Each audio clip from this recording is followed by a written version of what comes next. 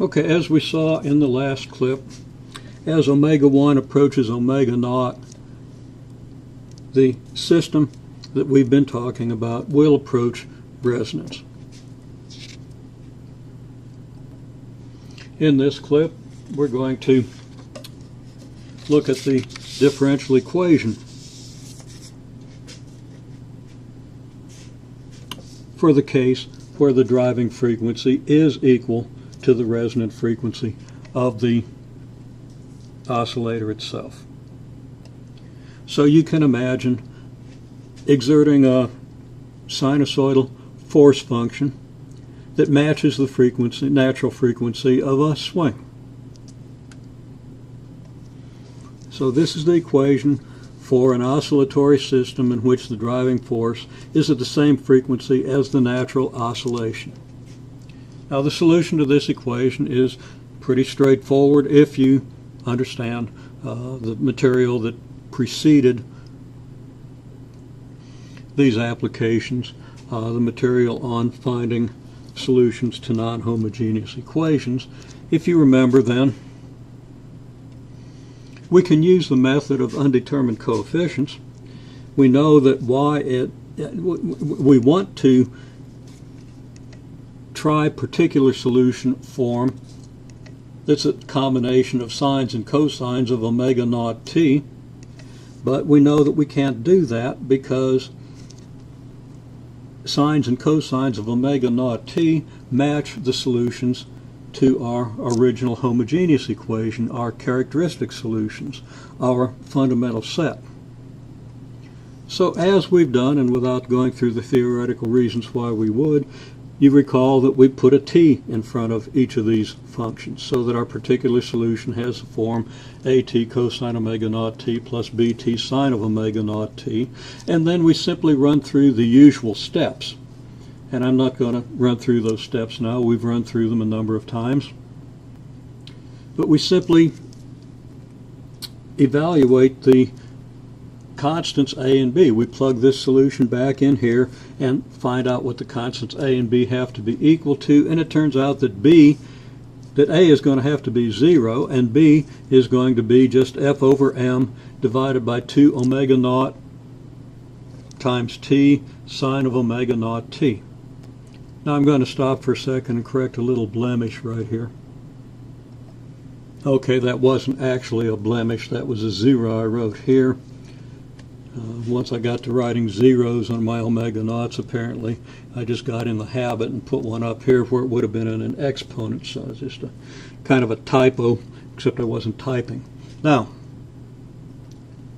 this particular solution leads us to the general solution where, as we know for this function, and as we should be very much accustomed, particular solution, the characteristic solution is just C1 cosine omega naught t plus C2 sine omega naught t. And then we have the particular part of the solution, and this kind of got bunched up over here, but that's just the same as what I wrote here. Now we can observe that for small values of t, since this solution has the factor t, if t is small enough, then this particular solution is not going to amount to a hill of beans. But as t gets large, this particular solution, the coefficient of our sine of omega naught t is going to become increasingly large, so that this particular solution is going to represent an oscillation with angular frequency omega naught, with an oscillation equal to that of the natural frequency of the system and of unlimited increasing magnitude. And once t gets big enough, whatever the coefficients C1 and C2 are, they are constant, so that the amplitude of these oscillations has to be limited. This is not limited, so that in the long run the behavior of the particular solution is what dominates the behavior of the solution to the equation. So that whatever happens here in the early going, which might be just about anything, we could have something that does this. Okay, I'm not drawing that very well, but eventually those oscillations are going to become insignificant, and we're going to settle down into the oscillation governed by the particular solution. And those oscillations are going to get wilder and wilder. And that's very similar to what we saw with the solution, or with the well, in the last clip, the whole phenomenon of resonance. And I'll mention here that the slopes of this linear tangent line envelope are plus or minus f over m divided by 2 omega naught. And those slopes are pretty much the same no matter what the value of omega 1, as long as it's very close to that of omega naught.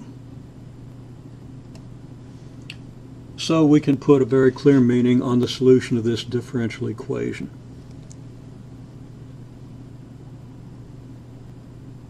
Now, as I've mentioned, no system really continues to increase its amplitude forever. That would take eventually use up all the energy in the universe. There's got to be something that limits this kind of resonance, and that's going to be some kind of a drag. And we can understand that in terms of the drag on a pendulum or a swing. If we continue exerting a force at the natural frequency of the swing, the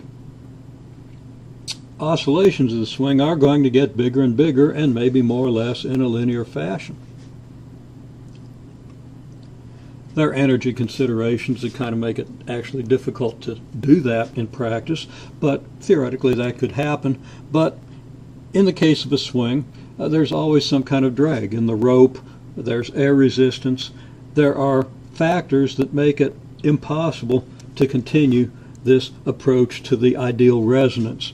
And what's going to actually happen is these straight lines will, in practice, start to curve inward, and there will be some kind of a limit on this envelope and some kind of a limit on the oscillations that can occur. Some kind of limit on the amplitude of the oscillations.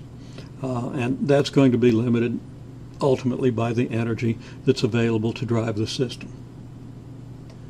So in the next clip, we're going to look at what happens with a simple rule for drag on the system.